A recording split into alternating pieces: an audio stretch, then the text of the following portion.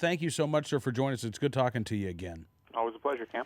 And I know that NRA ILA has a new fact sheet out about H.R. 822, the National Right to Carry Reciprocity Act of 2011. Just sort of explaining the particulars of this legislation, right?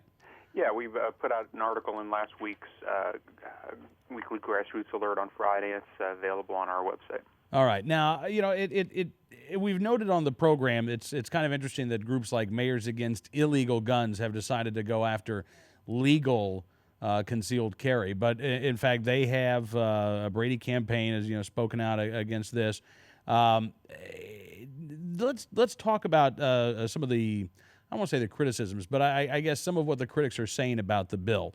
They say, for instance, that it tramples on the rights of individual states. This is something that Mayor Bloomberg has said in particular, that New York State should be able to make its own gun laws. Yeah, well, they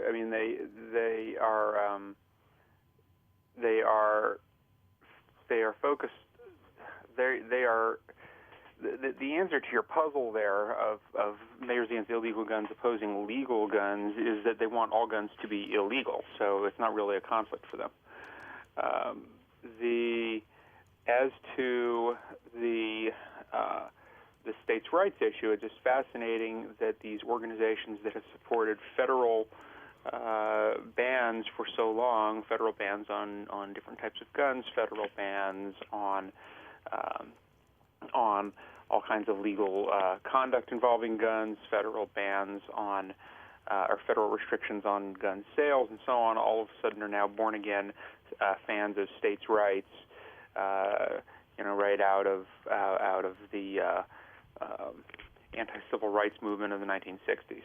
Yeah, and it's interesting. I mean, you guys point out in this fact sheet that the 14th Amendment, does give Congress the authority to ensure that our rights are protected. And with the Heller McDonald decisions, the Second Amendment has been incorporated, in particular with the McDonald decision. The Second Amendment's been incorporated against state and local government intrusion. So it's, I think you could make a very good case that this is Congress's purview to protect the individual right to keep and bear arms of all Americans from coast to coast. Right. Well, Dave Kopel testified on this last week, and he was on the show talking about it, that when Congress passed the 14th Amendment and the states ratified it in the 1860s, one of its provisions allows Congress specifically to pass implementing legislation to protect the rights of the citizens against intrusion by the states. And as Kopel also pointed out,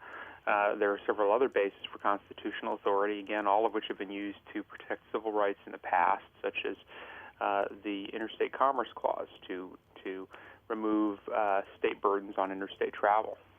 Absolutely. All right, now, a couple of the other myths that you guys debunk here in this fact sheet. Let's see, the myth that H.R. 822 would set up some sort of federal licensing system or some sort of registration system for concealed carry holders. Yeah. Here we're responding to concerns from people on our side of the issue who disagree with this bill and think that it's going to actually cause problems and create federal standards. Well, the people who want to do that are people like Senator Lautenberg. In fact, in the late 1990s, when the right to carry movement was really getting rolling, or really had gotten rolling, and a dozen or so states had passed right to carry in the mid-90s, Lautenberg introduced a bill called the Concealed Weapons Prohibition Act of 1997, which would actually have been a federal ban on interstate carry. So, speaking of your states' rights advocate, since he has a states' rights op-ed just today. Oh, really? But here we're talking about people who are pro-gun, but who are concerned and spreading the idea that there would be some kind of federal standards or regulation. Only permits that meet certain requirements would be recognized. Well, that's just not true. The bill would require recognition of all permits issued to their bearer that authorize the person to carry a concealed handgun. The only requirement is you have a permit and you have some ID to show that you actually are who you say you are. All right. Now, what about the myth that this would, in essence, destroy constitutional carry? And it's kind of ironic that that's one of the myths that's been going around since the NRA has worked so hard in the past couple of years to get constitutional carry in places like Arizona, Alaska, and Wyoming. Yeah, I've never figured out how anyone could argue that this bill has any effect on constitutional carry. It just doesn't. If a person doesn't have to have a permit to carry in a state, this bill doesn't require a permit to carry in a state. If you want to carry in other states that do require permits, this bill would make you more able to do it. So it's an expansion of freedom, not a reduction. All right, let's see. One more myth out there. If H.R. 822 started going through the legislative process, look, anti-gun amendments could be attached to it. This could turn into a bad bill. Yeah, well, that could happen on any bill. It was what we pointed out. But by being, good political operators, we try to, we have to know the legislative process. We know the legislative rules, know the procedures. There are certain procedures that can be used to limit amendments in the Congress. And, you have to know where your votes are. And if you have enough votes to move legislation forward, usually you can get a pretty decent chance of moving a clean bill. All right, so any idea when we could see a committee vote on this, John? Could be pretty soon, and